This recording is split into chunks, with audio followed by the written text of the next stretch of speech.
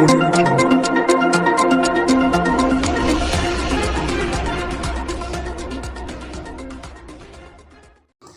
Asansol municipal corporation के board के chairman Amarnath Chatterjee ने मीडिया के सवालों का जवाब देते हुए बीजेपी पर अपना गुस्सा उतारा और कहा कि बीजेपी के लोग जो इल्ज़ाम लगा रहे हैं उन्हें उनसे सबक लेने की ज़रूरत नहीं।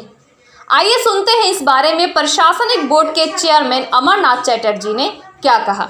বৈঠক কিংবা আগামীকাল আছে বৈঠক আর তাদের কোনো চেম্বার সব রেডি চেম্বার সব রেডি আছে এভরিথিং ইজ ओके चैम्बर का नाम जो बांग्ला में लिखा होगा इंग्लिश में लिखा हुआ दो जगह चैम्बर वो जिसमें हो एक तो भाषा जो आदमी समझ नहीं सकता है उसमें करने से ही होगा जैसे काम वो लोग करने से थे और आदमी को समझ में चला है भाषा का भित्ति में भाग करके कोई फायदा नहीं है।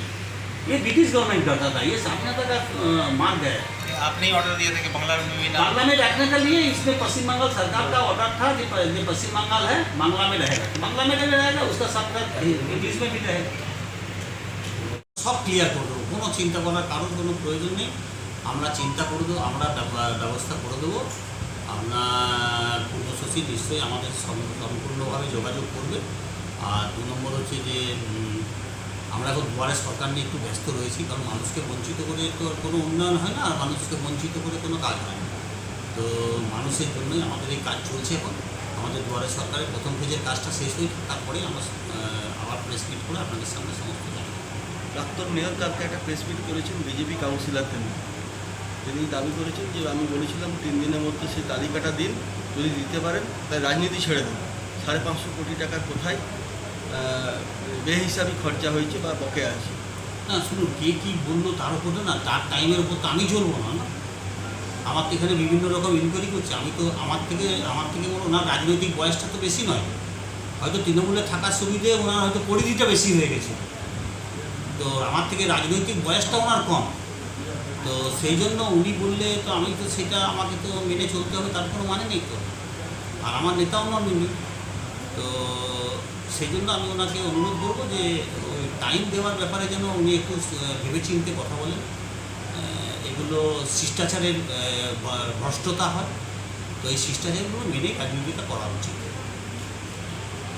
না। পোল্ট্রি জল প্রকল্প আমরা জল অলরেডি আমরা কানেকশান করে সাপ্লাই দেওয়ার ব্যবস্থা করে দিয়েছি এবং জল আমাদের চলছে। বিভিন্ন কালেক্টর ওয়েলের কানেকশানও আমাদের কন্টিনিউয়েশন আছে। কিছু নতুন আপনার প্রায় 5,5-6 হাজার হাউস কানেকশান আমাদের এখনও কাজ বাকি আছে, যেগুলো পূর্বাতন মেয়র আমাদের নিয়ে চলে গেছেন, তো তার খরচাপাতি আমাদেরই করতে হবে। তো সেইগুলো এখনও টাকা আমাদের এখনও আসেনি।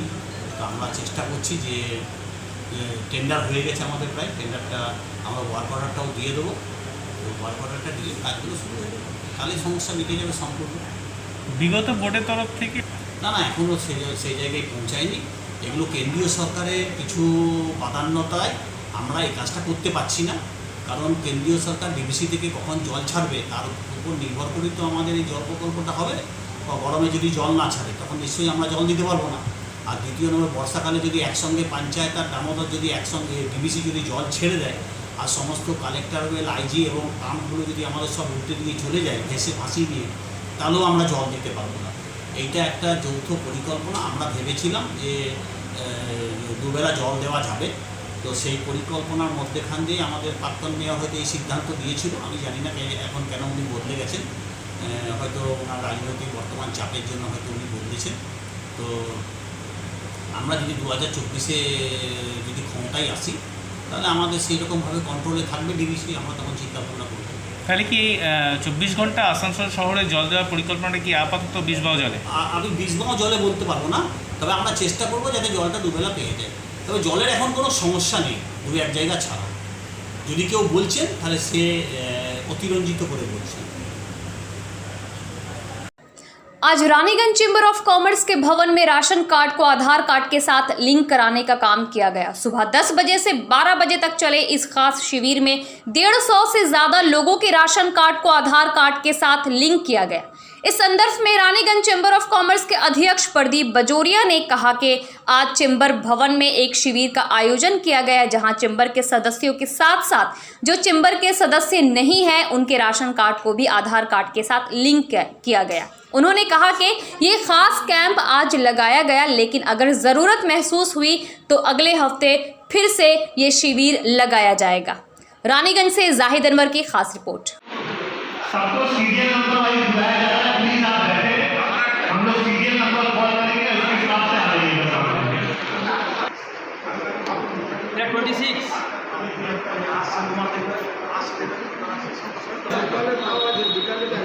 जितना उतना हो जाएगा।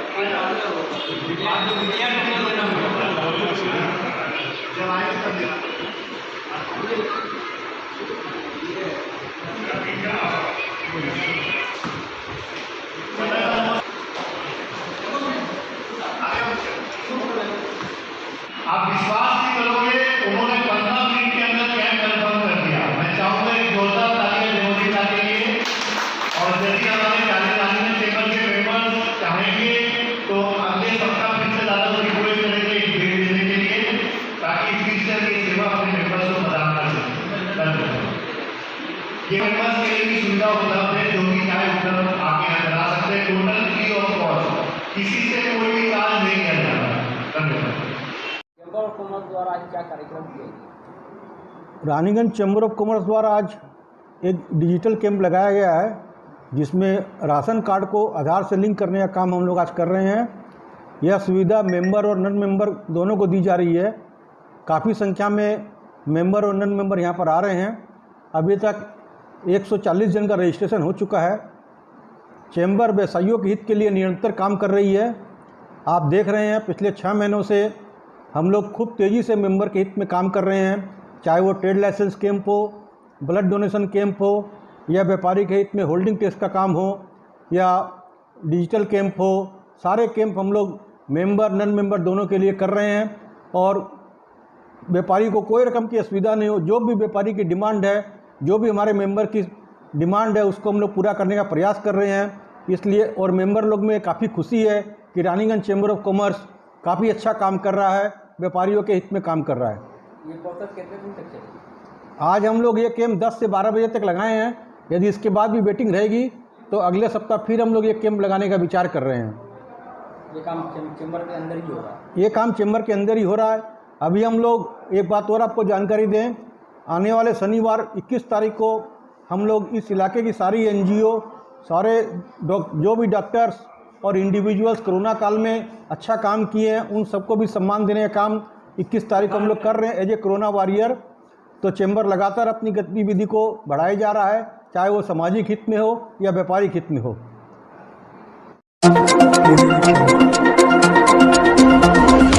कुल्टी रेनबो सोसाइटी तथा कल्पतरू सामाजिक संस्था ने मिलकर कुल्टी पोस्ट ऑफिस तथा एक्सिस बैंक के सामने सड़क के दोनों ओर तथा रानी तल्ला डाकघर और दुर्गा मंदिर के पास वृक्षारोपण अभियान के तहत कई छायादार वृक्ष लगाए। इस अवसर पर मुख्य रूप से मानवाधिकार प्रमुख इंद्रानी सेनगुप्ता, ब्लॉक नागरिक समुदाय के गोपी कृष्ण दत्ता, शिक्षक कल्याण चैटर्जी, डाकघर के पोस्टमास्टर, एक्सिस बैंक के वरिष्ठ प्रबंधक ने वृक्षारोपण के कार्य में अपना अपना सहयोग दिया। इस अवसर पर रेनबो सोसाइटी तथा कल्पतरू के सदस्यों ने संयुक्त रूप से बताया कि सामाजिक संस्था द्वारा समय समय पर इस तरह का सेवा कार्य किया जाता है। ये पौधे जब बड़े हो जाएंगे तो वातावरण हरियाली पूर्ण हो जाएगा और लोग इसके शीतल छांव में बैठकर आराम कर सकेंगे।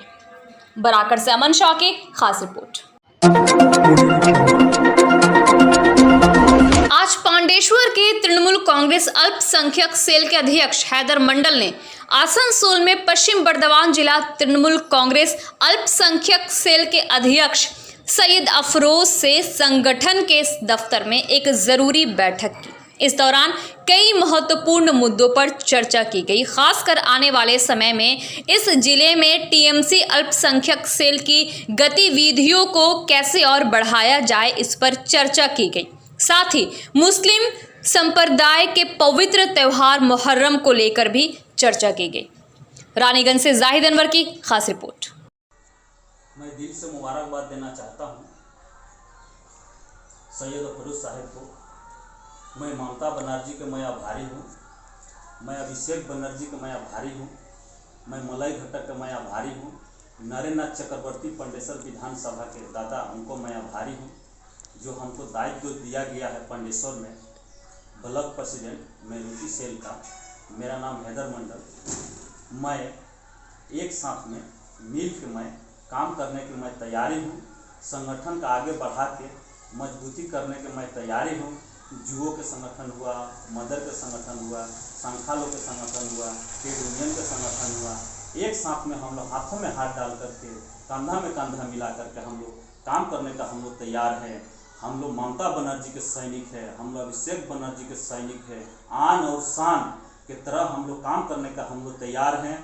आसनसोल सैयद अफरोज साहब के पास जिला ऑफिस पहुंच करके मेहनती सेल का जो प्रेसिडेंट सैयद अफरोज साहब से बैठ करके बातचीत हुई है ऑफिस में कि किस तरह संगठन का आगे बढ़ाना जाएगा, किस तरह उस मुद्दे पे काम किया जाएगा।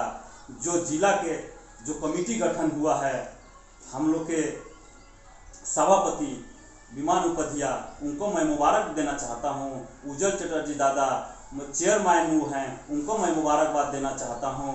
कौशिक भाई, उनको मैं मुबारकबाद देना चाहता हूँ।